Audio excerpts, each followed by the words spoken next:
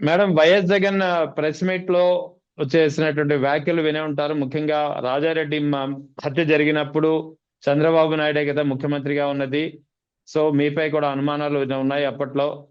నేను గనక చెడ్డవాడిని అయి ఉంటే ఆ రాజారెడ్డి హంతకులు ఇప్పుడు బతికి ఉండేవారా అని చెప్పి కూడా మాట్లాడడమే కాకుండా, తన తండ్రి మా హెలికాప్టర్ ప్రమాదం జరిగినప్పుడు జరగడానికి 3 రోజుల ముందు చంద్రబాబు నాయుడు అసెంబ్లీలో చేసినటువంటి సవాలు, ముఖ్యంగా వైఎస్ రాజశేఖర రెడ్డిని ఉద్దేశించి, నువ్వు అసెంబ్లీకి ఎలా వస్తావో చూస్తానంటూ సవాల్ చేసింది చంద్రబాబు గుర్తులేదా మీకు? ఆ తర్వాత 3 రోజులకి మా నాయన చనిపోయారు అని చెప్పడం అంటే, ఇక్కడ వైఎస్ జగన్ ఏం చెప్పదలుచుకున్నారు?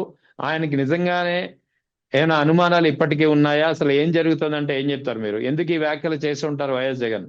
చాలా రోజుల తర్వాత మళ్ళీ జగన్ గారు ప్రెస్ మీట్ పెట్టడం, ఆ ప్రెస్ మీట్ పెట్టే విధానంలో అనేకమైనటువంటి అంశాలు తీసుకురావడం, మరి ఆయన చేసినటువంటి సుదీర్ఘమైనటువంటి ప్రెస్ మీట్ లో ప్రతి ప్రతిసారి కూడా ఆధారాలతో సహా ప్రతి ఒక్క మాట కూడా ఎక్కడ కూడా అబద్ధం అనేది లేకుండా తూచా తప్పకుండా వాస్తవాల్ని ప్రజల ముందుకు తీసుకొచ్చేటటువంటి ప్రయత్నాల్లో జగన్మోహన్ రెడ్డి గారు మనం తరచుగా చూస్తూనే ఉన్నాం, ప్రెస్ మీట్లు పెడుతూనే ఉన్నాం.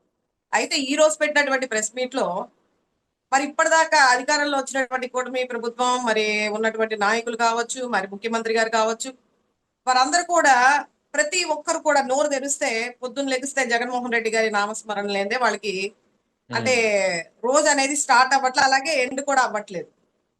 ఇదే విధానంలో మరి జగన్మోహన్ రెడ్డి గారు తండ్రిని హత్య చేశారు, బాబాయిని హత్య చేశారు, గొడ్డల పార్టీ, హత్య రాజకీయాలు అని చెప్పేసి వాళ్ళ ఇష్టానుసారంగా ఇష్టం వచ్చినట్టు ఏ ఆధారాలు లేకపోయినా సరే సుప్రీంకోర్టు వాళ్ళ ఆ బాబాయ్ గారి హత్య విషయంలో జగన్మోహన్ రెడ్డి గారు ఎటువంటి సంబంధం లేదని సుప్రీంకోర్టు చెప్పినా సరే వాటన్నిటిని లెక్క పెట్టకుండా మరి మంత్రులు, ముఖ్యమంత్రి గారు వీళ్ళందరూ కూడా పదే పదే పదే పదే ఎక్కడ ప్రెస్ మీట్లు జరిగినా, ఎక్కడ ఏ సభలు జరిగినా, వాళ్ళు నిర్వహించేటటువంటి వారోత్సవాలో, ఆనందోత్సవాలో, సంబరాల్లో ఏదో ఒక దాంట్లో కూడా జగన్మోహన్ రెడ్డి గారి గురించి కించపరిచి మాట్లాడుతూనే ఉన్నారు.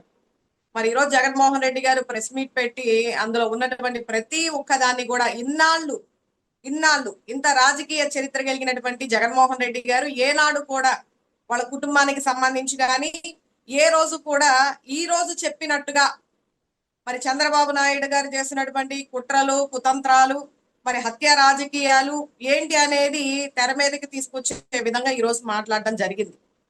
జగన్మోహన్ రెడ్డి గారు మాట్లాడినటువంటి విషయాల్లో వాస్తవాలు లేవా అనేది కూడా ఈరోజు ప్రజలందరూ కూడా ఆలోచిస్తా ఉన్నారు.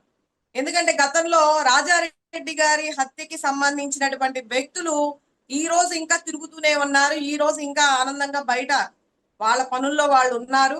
కానీ వాళ్ళ జోలికి మేము మటుకి పోయేటటువంటి సంస్కారం కాదు. ప్రజలకి మేలు చేకూర్చే విధానంలో రాజకీయాలు మా తండ్రి గారు నేర్పించారు తప్ప హత్య రాజకీయాలు, కుట్ర రాజకీయాలు చేయమని చెప్పేసి ఏ రోజు కూడా మా యొక్క ఆశయం కాదు, మా యొక్క లక్ష్యం కాదని చెప్పేసి కూడా చాలా స్పష్టంగా చెప్పడం జరిగింది. మరి ఎవరైతే ఈ రోజు ఇష్టం వచ్చినట్టు మాట్లాడుతా ఉన్నారో మంత్రులందరూ కూడా ఈ రోజు గమనించాలి.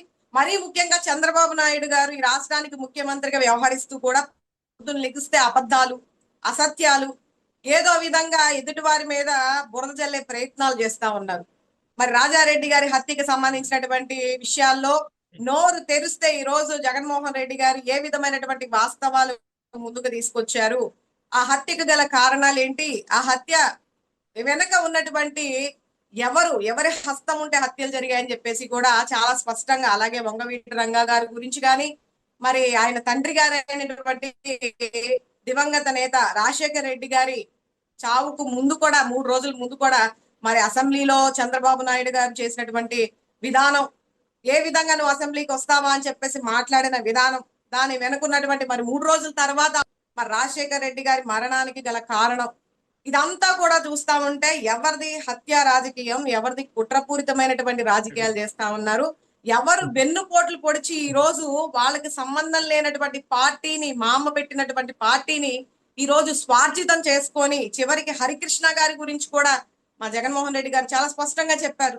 సొంత బావమరిదిని కూడా వదలకుండా ఏ విధంగా ఆయన ఆ రాజకీయంగా భూస్థాపితం చేశారు, ఏ విధంగా అణచాలని చూశారు అనే విధానం కూడా చూసాం. చాలా మల్లెల బాబ్జీ కావచ్చు, మళ్ళీ పింగళి దశరథరామ్ గారు కావచ్చు, ఎన్ని హత్యలు, హత్య రాజకీయాలు, కుట్ర రాజకీయాలు చేస్తున్నారనేది ఈ రోజు ఆ జగన్మోహన్ రెడ్డి గారు గతంలో ఎన్నడూ కూడా నోరిప్పినటువంటి ఆయన ఈ రోజు ప్రతిదీ మాట్లాడుతున్నారంటే వీళ్ళ యొక్క పైశాచికత్వం ఏ విధంగా ఏ స్థాయిలో ఉందనేది ప్రజలు కూడా గమనించాలి. ఈరోజు ఏదో చెప్పేసి ఏ ఆధారాలు లేకపోయినా సరే బాబాయిని హత్య చేశాడు, గొడ్డలి రాజకీయాలు, గొడ్డలి అని పార్టీ పెట్టుకోండి, గొడ్డలి సింబల్ పెట్టుకోండి అని చెప్పేసి హోమ్ మినిస్టర్ గారు కావచ్చు, మిగిలినటువంటి మంత్రులు కావచ్చు, చంద్రబాబు నాయుడు గారు కావచ్చు, నారా లోకేష్ గారు అయితే మరీ ఎటకారంగా ఇష్టం వచ్చినట్టు మాట్లాడుతా ఉన్నారు. మరి ఈ హత్యలు ఎన్ని హత్యలు చేశారు, ఎన్ని కుట్రలు చేశారు, ఎంతమందిని హతమార్చారు, వీళ్ళ యొక్క రాజకీయ ఎదుగుదల కోసం ఎన్ని కుట్రలు పూనారు అనేది చాలా సాక్ష్యాధారాలతో అప్పట్లో ఉన్నటువంటి పెద్దలు చాలా మంది కూడా కొన్ని సందర్భాల్లో కూడా నిజాలు చెప్పడం జరిగింది. దేవినేని నెహ్రూ గారు కావచ్చు, వీళ్ళందరూ కూడా చాలా సాక్ష్యాలు ఉన్నాయి. ఈ రోజు ఏదో ఉట్టిగా జగన్మోహన్ రెడ్డి గారు వచ్చేసి ప్రెస్ మీట్ పెట్టేసి ఏదో చెప్పడం కాదండి. మరి ఇన్నాళ్ళు మాట్లాడుతున్న దానికి ఈ రోజు పులి స్టాప్ పెట్టారనే అనుకుంటూ ఉన్నాం. ఎందుకంటే ఖచ్చితంగా జగన్మోహన్ రెడ్డి గారు చెప్పినటువంటి ఏవైతే హత్యలు ఉన్నాయో దాని వెనకాల ఖచ్చితంగా కుట్రలు ఉన్నాయి కాబట్టే ఆయన దాన్ని నమ్ముతున్నారు కాబట్టి ఈ రోజు మాట్లాడడం జరిగింది. మరి ఆయన తలుచుకుంటే జగన్మోహన్ రెడ్డి గారిని మరి విధాలుగా చూపిస్తారు కదా, ఒక నెగిటివ్ క్యారెక్టర్ గా ఏదో విలన్ లాగా రకరకాలుగా ఈ రోజు చూపిస్తా ఉన్నారు. అసలు నేరస్తులు ఎవరు, అసలైనటువంటి నేరాలు ఘోరాలు చేసేటటువంటి వాళ్ళు ఎవరనేది ప్రతి ఒక్కరు కూడా గమనించాలనేది ఈ సందర్భంగా తెలియజేస్తూ ఉన్నా. అదే విధంగా మరి ఈ రోజు మీరు గూగుల్లో కనుక చూసుకుంటే చంద్రబాబు నాయుడు గారు మోస్ట్ క్రిమినల్, మీరు ఒకసారి గూగుల్లో సెర్చ్ చేయండి, మోస్ట్ క్రిమినల్ అనేసి మీరు సెర్చ్ చేస్తే ఎవరని చెప్పేసి ఇండియాలో టాప్ 2 ప్లేస్ లో ఉన్నటువంటి వ్యక్తి చంద్రబాబు నాయుడు గారు. 19 కేసులు, క్రిమినల్ కేసులు నమోదైనటువంటి వ్యక్తి చంద్రబాబు నాయుడు గారు. మరి ఈయన యొక్క శిష్యుడైనటువంటి రేవంత్ రెడ్డి గారు ఇంకైతే చెప్పక్కల, ఆయన పైన దాదాపు 80 క్రిమినల్ కేసులు ఉన్నాయి. అంటే వీళ్ళ విధమైనటువంటి ఆలోచన విధానం కానీ, వీళ్ళ యొక్క నేరాలు కానీ ఏ విధంగా ఉన్నాయి, గూగుల్లో సెర్చ్ చేసే వచ్చే అంత ఇదిగా ఈ రోజు ఉన్నాయంటే ఈ రోజు ఎవరు నేరస్తు, ఎవరు ఈ రోజు పార్టీకి గొడ్డలు కొడవళ్ళని పెట్టుకోవాలనేది ప్రజలు ఆలోచించారు.